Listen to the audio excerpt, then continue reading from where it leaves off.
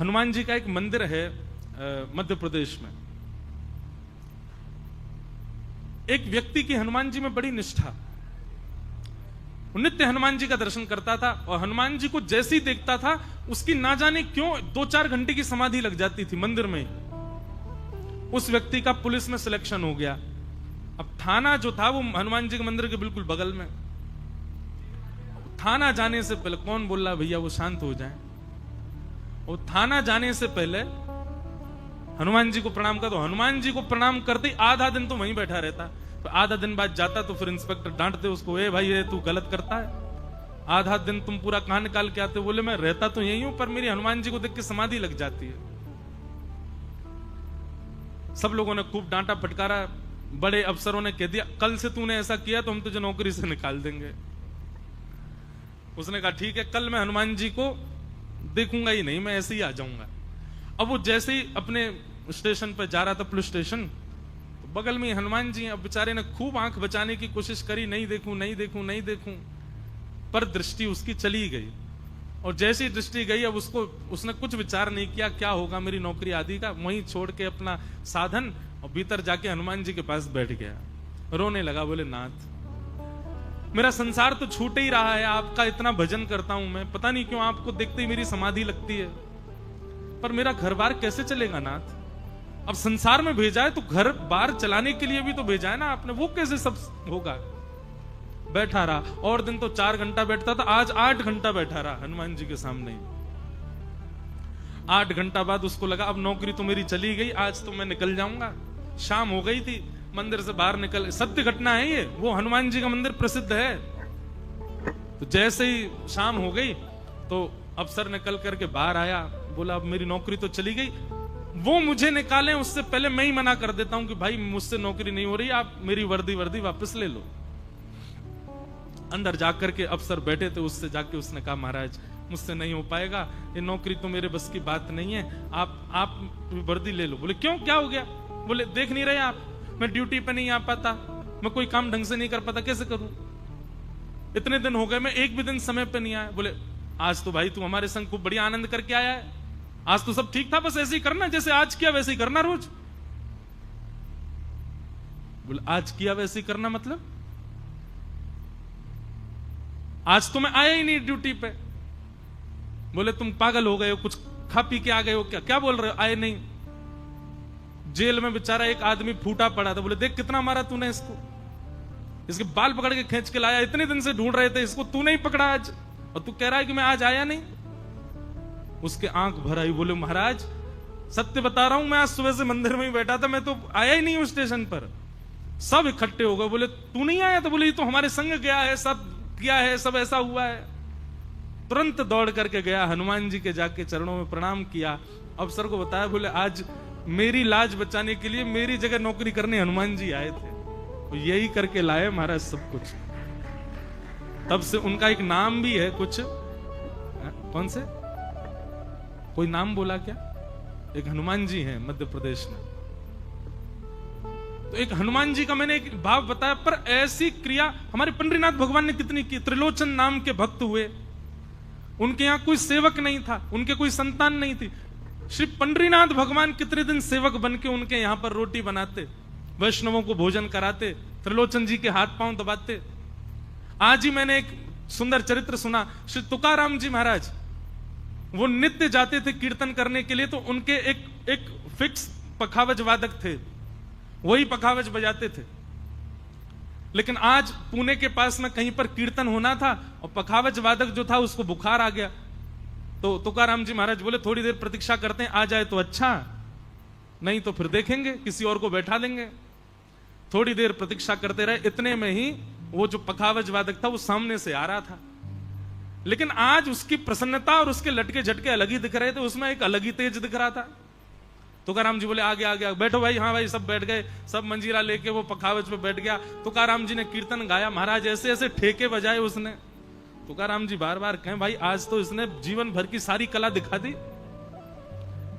तुकाराम जी का कीर्तन पूर्ण हुआ, वो इतना प्रसन्न, तुकाराम जी इतने आनंदित उससे।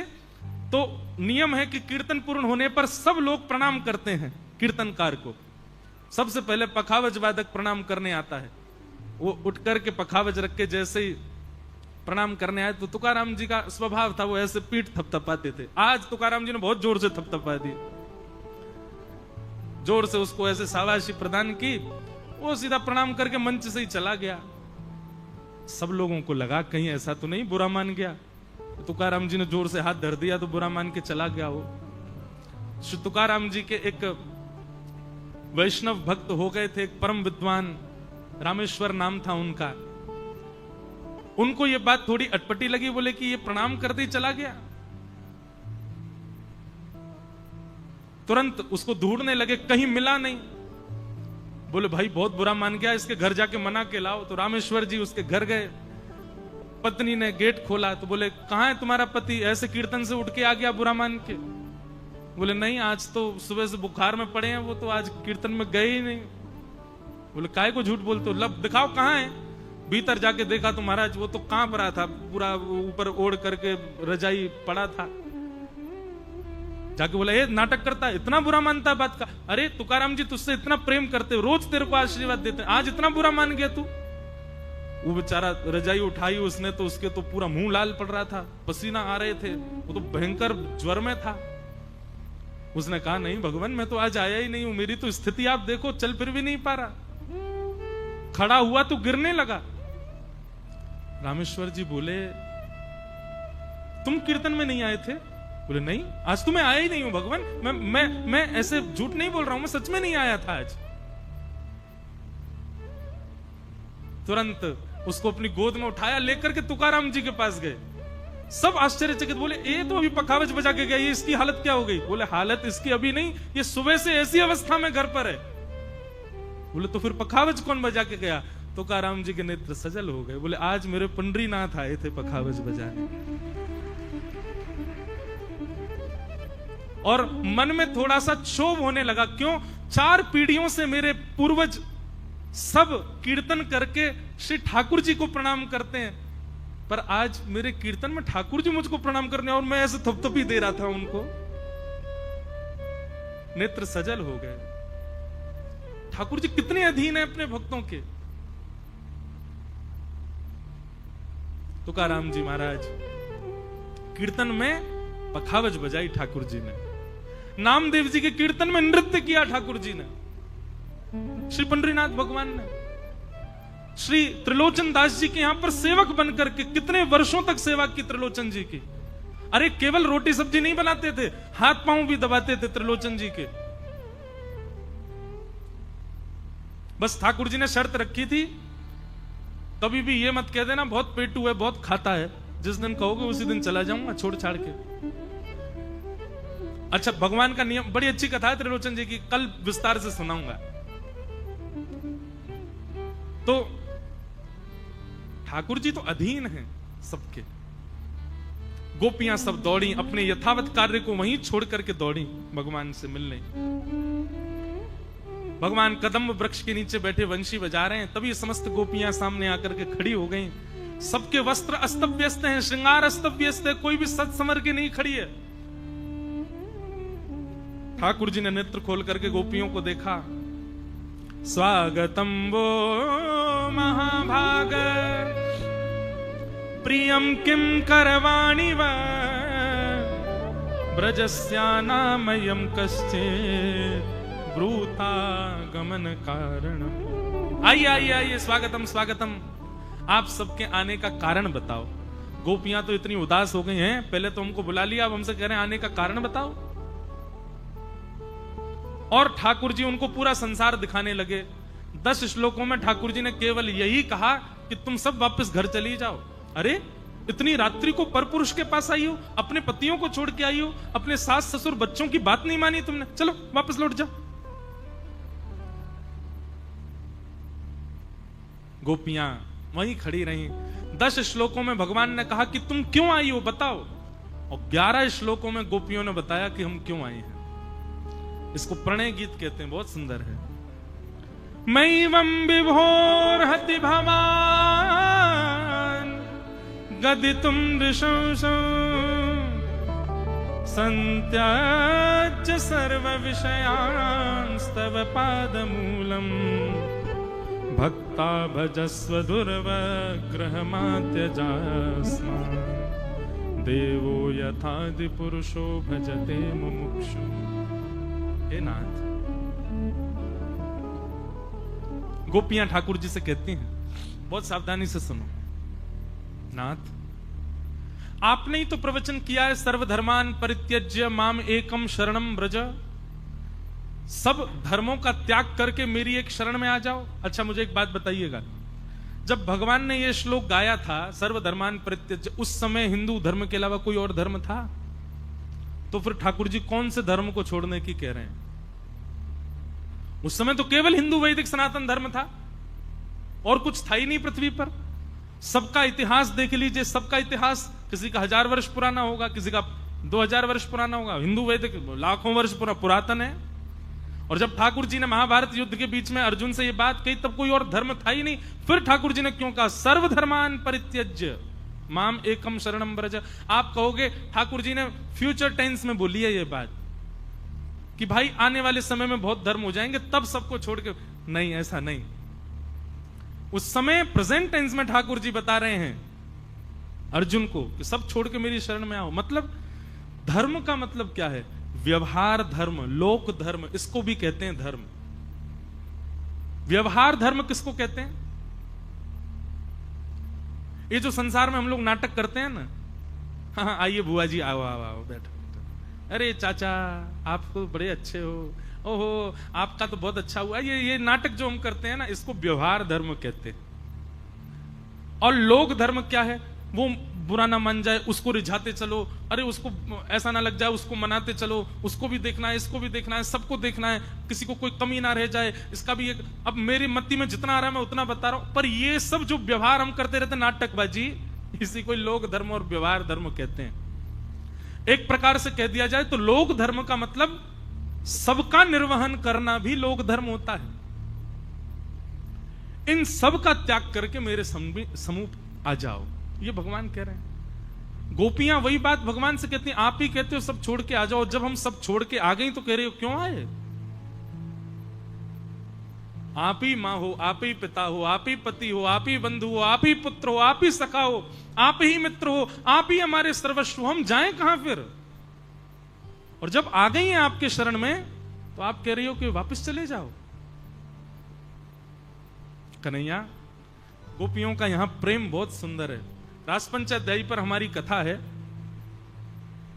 17, 16, 15, 14, 15, 16, 17 अक्टूबर श्री गोवर्धन में 4 दिन की रासपंचाध्यायी, केवल रास पर ही चर्चा होगी। जो अभी हम यहाँ 40 मिनट में सुना रहे हैं वो वहां 4 दिन में सुनाएंगे विस्तार से। 14, 15, 16, 17 अक्टूबर। और 17 तारीख की जो कथा है उस दिन शरद पूर्णिमा है। उस दिन कथा का समय रात्रि 11 बजे से रात्रि 3 बजे तक। कोई लाइट नहीं होगी, कोई पंडाल नहीं होगा, कोई कुछ नहीं। श्री गिरिराज जी की तलेटी में शरद पूर्णिमा के चंद्रमा के प्रकाश में बैठ के कथा होगी। और तब ठाकुर जी के रास का प्रसंग कहेंगे। हम भी बड़े ऊट पटांग व्यास हैं, उल्टी सीधी कथा करते हैं। सुबह 4 बजे से कथा होती, यहां से पहले ऋषिकेश में कथा थी, सुबह 5 बजे से होती थी। वो अकिंचन सत्र होते हैं 3 दिन के, 4 दिन के, उसका एक अलग सुख होता है। तो गोपियां अपना प्रेम बता रही हैं। एक बात बस सुनिएगा, गोपियां कहती हैं नाथ हमारा प्रेम बस आप इतना समझ लो, हमें कभी मिलना मत, हमें कभी दिखना मत, हमें कभी स्पर्श मत करना, हमारे पास कभी मत आना, अपने पास हमको कभी मत बुलाना। हमारा प्रेम इन सब बंधनों में नहीं बंधा हुआ है कि हमारे पास ही रहो, हमारे साथ ही रहो, हमें दिखो, हमें मिलो। ये सब बंधन नहीं है हमारे प्रेम में। हमारा प्रेम तो केवल इतना है नाथ कि आप केवल इतना कह दो कि हाँ मैंने तुमको स्वीकार कर लिया, हम इसी बात पर पूरा जीवन गुजार देंगे। कृष्ण ने कहा था कि उन्होंने हमको स्वीकार कर लिया। पंढरीनाथ कभी प्रत्यक्ष प्रकट होकर के बस इतना कह जाएं, अरे लाला तू तो मेरो है, बस इससे अतिरिक्त कुछ नहीं चाहिए। यही तो प्रेम है। जहां प्रेम में यह भी इच्छा है कि तुम दिखो, वह भी एक स्वार्थ है। गोपियां कहती हैं हमारे लिए यह भी स्वार्थ नहीं है कि तुम दिखो, मत दिखो भले ही हमको कभी भी, पर हमें बस इतना बोल दो कि आपने हमको स्वीकार कर लिया है। गोपियों का ये प्रेम देख करके ठाकुर जी बड़े प्रसन्न हुए। ठाकुर जी ने सबके साथ रास किया। बंधुओं, रास का मतलब क्या होता है? बहुत ध्यान से सुनना। रास का मतलब नृत्य नहीं होता, रास का मतलब नाचना नहीं होता। दो शब्द हैं, रस और रास। कौन कौन से? रस और रास। रस और रास की परिभाषा ऐसी है, आप पंढरपुर आओ, आप पंढरीनाथ का दर्शन करो, आप पंढरीनाथ का भोग लगाओ, आप पंढरीनाथ का श्रृंगार करो, आप विठ्ठल भगवान के लिए कुछ करो, यह सब रस कहलाएगा। लेकिन पंढरीनाथ आपके पास आ जाएं, पंढरीनाथ आपसे मिलें, पंढरीनाथ आपको खिलावें, पंढरीनाथ आपको पहनावें, पंढरीनाथ आपके लिए करें, यह रास कहलाता है। समझ में आया? भक्त भगवान के लिए योजना बनाए उसको रस कहते हैं, पर भगवान भक्त के लिए योजना बनाए उसी को रास कहते हैं। हमारा भजन किस गति पर चल रहा है? अभी हम रस में हैं, हमको रास में जाना है। हम इसलिए अभी तीर्थ में घूम रहे हैं ठाकुर जी, अभी हमारी इंद्रियों में सामर्थ है, हम पंढरपुर भी आएंगे, हम जगन्नाथपुरी भी जाएंगे, बद्रीनाथ भी जाएंगे, वृंदावन भी जाएंगे, जहां जहां बैठे हो सब जगह जाएंगे। पर इन सब के बदले हमको क्या चाहिए? इन सब के बदले आपको एक दिन हमारे पास आना पड़ेगा। आप आओ। ये अभी हम रस कर रहे हैं, हमको रास करना है। बंधुओं, हम जितने भी नाम भक्तों के मंच से लेते हैं, इन सब ने रस से प्रारंभ किया, पर इन सब के साथ रास हुआ। तुकाराम जी के लिए ठाकुर जी गए, जनाबाई के लिए ठाकुर जी गए। अरे एक और सुंदर श्री नामदेव जी महाराज का चरित्र आता है कि नामदेव जी की मैया सुबह सुबह उठा रही उनको 4 बजे। एक बालक है यहाँ के बैठे यहीं पे, ये मेरे को रोज यहाँ के वारकरियों के आके प्रसंग सुनाते हैं। कितना सुख मिला है मुझे, मैं क्या बताऊं पंढरपुर में। आप पहले सुबह कथा सुनता हूं, फिर आपको सुनाता भी हूं, और फिर रात में दर्शन करता हूं। तो नामदेव जी की माता जी रोज सुबह उठाती है उनको 4 बजे, ए नामा उठ जा, चल नहा ले। नामदेव जी गुस्सा में उठ के बैठ गए, अकेला नहीं नहाऊंगा, उसको भी नहलाओ मेरे साथ। वो जो ऐसे खड़ा रहता है पूरे दिन, उसको भी तो पता चले सुबह सुबह नहाने में कैसा लगता है। तो मां ने ऐसे ही बोल दिया, अच्छा उसके साथ नहाएगा? बोला जा तो फिर बुला ला उसको, आ जाए तो तेरी सुन के। तो नामदेव जी पहुंच गए, पंढरीनाथ के सामने बैठ के चिल्लाने लगे, बोले आपको क्या पता सुबह सुबह सोने में कितना अच्छा लगता है? मेरी माँ को जाके बताओ, सुबह सुबह नहलाने को बोलती है, पीछे पड़ी रहती है, नहाओ नहाओ नहाओ, सुबह से ही चिल्लाती है, सोने ही नहीं देती। आज मैंने भी शर्त रखी, मैं तभी नहाऊंगा जब आप मेरे साथ नहाने चलोगे, दोनों नहाएंगे साथ में। ठाकुर जी सामने खड़े होके बोले, हे नामा, मैं यदि तेरे साथ चला गया तो फिर अभी मंगला आरती होगी, तुझे क्या लगता मैं नहीं नहाता? सुबह सुबह तू तो जल से नहाता, यहां तो मुझे दही दूध घी सबसे नहाते हैं। यहां कौन नहाएगा? फिर यहां कौन बैठेगा?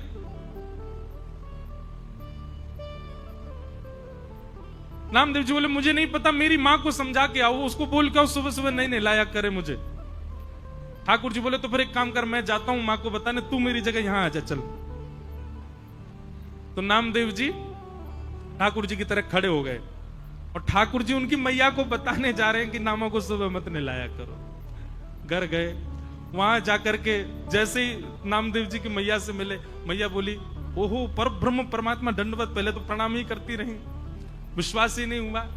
थोड़ी देर बाद चेतना आई तो बोली, नामा नहीं आया? बोले, नामा तो मंदिर में खड़ा है। अच्छा, और ठाकुर जी के मंदिर से जाते ही वो सुबह आरती कौन सी होती? कड़कड़ा आरती है, काकड़ा आरती। सुबह सुबह काकड़ा आरती, वो अभिषेक आदि उसको पूरे को काकड़ा आरती बोलते हैं। ठाकुर जी के मंदिर से जाते ही सब वैष्णव घुस गए मंदिर में, मंदिर खोल दिया, नामदेव जी खड़े थे सामने। लेकिन ठाकुर जी के प्रताप से नामदेव जी ही विठ्ठल बन गए, और काकड़ा आरती नामदेव जी की हो गई उस दिन। बेचारे नामदेव जी सोच रहे होंगे, इससे बढ़िया तो घर ही ना लेता जल से, यहां तो मुझे पंचामृत नहला दिया सबने। अब ठाकुर जी 3 दिन तक योजना बनाते रहे, मैं कैसे घुसूं मंदिर में, क्यों इतने वैष्णव। और 3 दिन तक श्री नामदेव जी ही विठ्ठल जी के स्वरूप में उन्हीं की सेवा होती रही। आज भी वो तिथि आती है, और उस तिथि से लेकर 3-4 दिन तक सब ऐसी भावना रखते हैं कि श्री पंढरीनाथ नहीं, श्री नामदेव जी विराज रहे हैं, और नामदेव जी की सेवा होती है। ठाकुर जी का प्रेम अद्भुत है। हम लोग उस कैटेगरी में ही नहीं आते, ठाकुर जी वाली में। तो रस और रास, रस से प्रारंभ हुआ है हमारा प्रेम, पर रास में परिवर्तित होना चाहिए। मंदिर में रहते हो भगवन, कभी बाहर भी आया जाया करो, मैं रोज तेरे दरे आता हूं, कभी तुम भी मेरे दरे आया करो, मंदिर में रहते हो। कल सब लोग जा रहे हैं, श्री विठ्ठल भगवान को निमंत्रित करके जाइएगा। हे पंडरीनाथ, हम 7 दिन रहे, आपके रोज दर्शन किए, भूल चूक जो भी हुई हो क्षमा करना, बस आपको निमंत्रित करने आए हैं। हमारी भक्ति का किंचित भाव भी आपको प्रिय लगाओ। हम नामदेव तुकाराम जनाबाई की तो कभी होड़ कर ही नहीं सकते, हम तो महाअधम प्राणी है नाथ, पर कभी कृपा करना। इस शरीर का अंत होना, इस शरीर के प्राण निकले ना, उससे पहले एक बार आप मेरे सामने आ जाना, मुझे भी रास दिखा देना नाथ। बस एक बार प्रत्यक्ष दर्शन मुझे आपका हो जाए, फिर चाहे मैं मर जाऊं। तो रास का मतलब समझ गए? रास का मतलब नाचना नहीं होता। रास का मतलब जो जो आपने ठाकुर जी के लिए किया, ठाकुर जी आपके लिए करें, वही रास है। अब यहाँ गोपियों के भगवान पैर भी दबा रहे हैं, गोपियों को भगवान पसीना भी पहुंच रहे हैं, किसी को भगवान पानी भी पिला रहे हैं, किसी को भगवान, इस प्रकार गोपियों को सबको प्रायोरिटी दे रहे हैं ठाकुर जी। और इसी प्रायोरिटी के कारण सब गोपियों में अहंकार आ गया। मुझे कभी कभी, मैं बोलता हूं, कभी कभी लगता था पहले, पर अब मुझे पूर्ण विश्वास है यही बात है। हम इतनी भक्ति करते हैं, ठाकुर जी हमारे सामने चलते फिरते क्यों नहीं? हम इतना ठाकुर जी को मनाते हैं, ठाकुर जी बोलते क्यों नहीं, कुछ करते क्यों नहीं? ठाकुर जी को चिंता है कि मैंने कुछ किया तो इसको अभिमान हो जाएगा कि मेरी भक्ति की सामर्थ्य से देखो ठाकुर जी ने ऐसा किया, और कहीं मुझे अभिमान ना हो, इसलिए बेचारे मूर्ति बन के खड़े, ऐसे ही खड़े। मुझे अभिमान ना हो इसलिए ऐसे ही खड़े, मुझे अभिमान ना हो इसलिए ऐसे खड़े, मुझे अभिमान ना हो इसलिए लड्डू गोपाल के रूप में खड़े। हमारे आपके सबके मान की रक्षा के लिए ठाकुर जी जड़ होकर के खड़े। गोपियों को अभिमान हो गया। बंधुओं, कभी कोई लीला होती है ना आपके साथ, सेवा में कुछ अनुभव होता है, स्वप्न में कुछ अनुभव होता है, धाम में तीर्थ में कुछ अनुभव होता है, उसको प्रसन्न होकर के छुपा लिया करो, बताया मत करो सबको। हमारे अंदर पता क्या हो जाता है, कुछ लीला हुई तो हमको तब तक चैन नहीं पड़ता जब तक हम बता नहीं दें। गुरुजनों को बताओ, हाँ, पति पत्नी को बता सकता है, पत्नी पति को बता सकती है, इसके अलावा इसको गोपनीय रखो और कहीं मत बताओ।